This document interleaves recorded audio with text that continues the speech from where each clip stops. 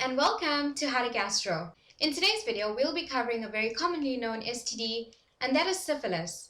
So let's get started. So what is syphilis? Syphilis is a sexually transmitted disease which causes infected chancres, which are sores and blisters, on the infected individual's genitals, anal, or mouth region. The disease is caused by a bacteria called Treponema pallidum, and syphilis affects and infects both men and women and is divided into four main stages, which are called the primary, secondary, latent, and tertiary stages.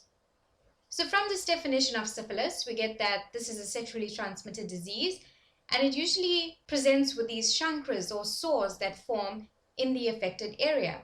So the most commonly affected areas are usually the genitals, such as in this image down here below, and also the mouth region and the anal areas can also be affected depending on the entry site of the bacteria. So from this definition, we also get that both men and women can be affected by the disease, and it has four main stages. So now that we know what syphilis is, let's take a closer look at how this disease can be spread. So how is the syphilis infection spread? So syphilis may be spread during sexual acts without a condom or a dental dam, which includes vaginal, anal, or oral sex with a partner who currently has the syphilis infection, even if they don't have any symptoms. It can also be spread during the sharing of sex toys that may carry the bacteria and aren't washed or covered with a new condom each time they are used. It is spread when infected genitals come into direct contact with another set of genitals. This means that one may contract syphilis from a partner even if there is no penetration, orgasm, or ejaculation. The disease is also spread when infected individuals share needles and when an individual gets a blood transfusion from someone who's infected. And lastly, it can be spread in cases of pregnant moms who test positive for syphilis. They may actually pass their infection on to their unborn babies, and this is called congenital syphilis. So now let's talk about the signs of syphilis. We can categorize the stage of syphilis as either primary, secondary, latent, or tertiary. The disease is only contagious during the primary and secondary stages. The tertiary stage of syphilis is not contagious, but it has the most severe symptoms.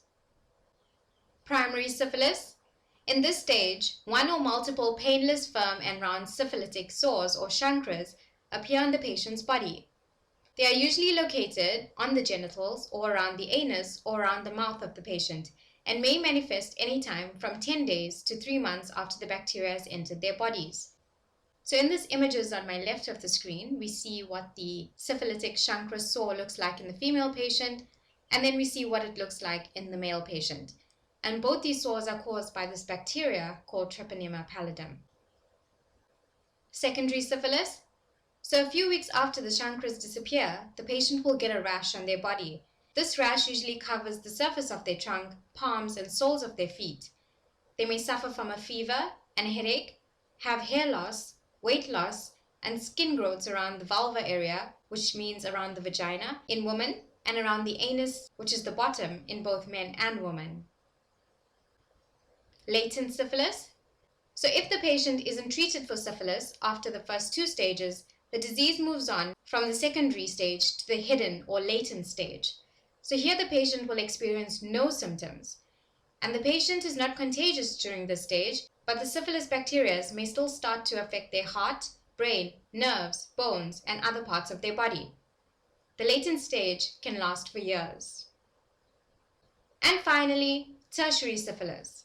So only 15 to 30% of patients infected with syphilis who don't get treatment in the first two stages will go on to reach this stage, which is called tertiary syphilis.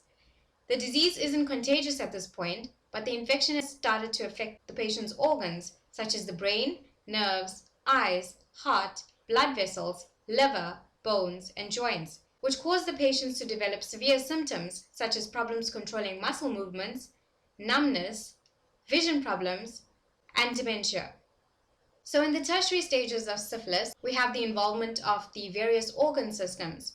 So what actually happens is the Treponema pallidum bacteria actually spread to various organs and cause lesions here or gummas.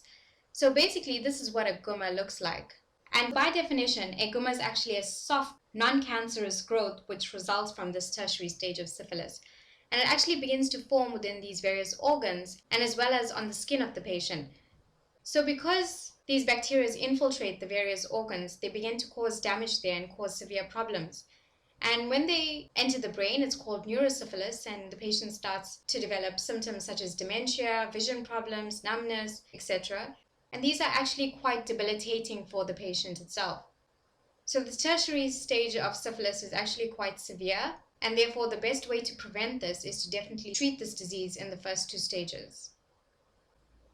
Testing and diagnosis of syphilis.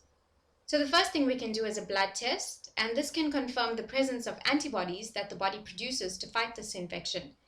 The antibodies to the syphilis-causing bacteria may remain in the patient's blood for years, so the test can be used to determine a current infection or a past infection. And the second thing we can do is the cerebrospinal fluid testing.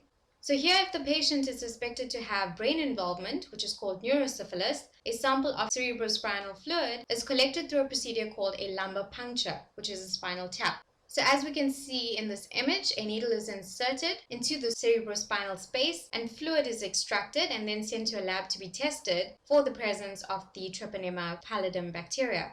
And if the test does come back positive, the patient will have to be treated for syphilis, of course. So finally, how can one treat syphilis? So thankfully, antibiotics will cure this infection.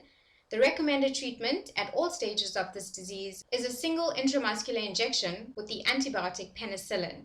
So thankfully, the Treponema pallidum bacteria is actually still sensitive to penicillin, and this can be used quite easily to cure this infection, which is why it's so important to cure the infection, especially when it's in its first stages, compared to when the more severe symptoms start to come up in chronic forms of the disease. And that brings us to the end of this video on syphilis. Thank you guys so much for watching. Hope you found the presentation very interesting and informative. Please make sure to like, comment, subscribe, and share. And please make sure you turn on your bell notification so you'll be notified every time we have a new upload.